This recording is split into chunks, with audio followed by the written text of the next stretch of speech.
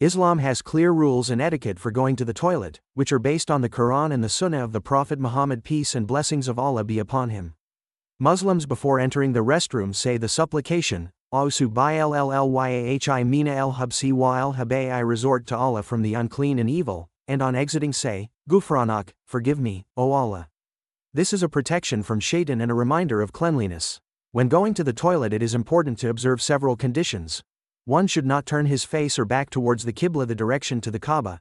One should use the left hand for purification, and keep the right hand clean for eating and other important matters.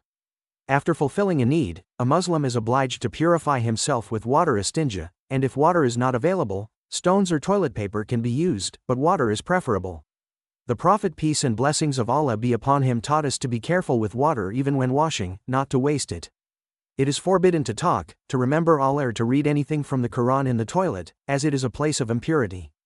It is also undesirable to stay there longer than necessary. Special attention is paid to hygiene. After using the toilet, it is obligatory to perform a small ablution wudu before namaz. These rules show how Islam embraces all aspects of human life, even the most intimate, teaching us purity of body and mind. Cleanliness is half of faith, as the hadith says, and observing these rules strengthens the iman of a Muslim. Modern Muslims should be especially attentive to these rules, as the Prophet, peace and blessings of Allah be upon him, placed great emphasis on cleanliness. With many people neglecting hygiene, following Islamic rules becomes even more important.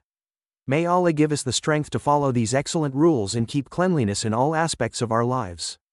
Ameen. The etiquette of going to the restroom in Islam is not just a set of rules, but a part of worship that reminds us of the greatness of Allah even in such intimate moments.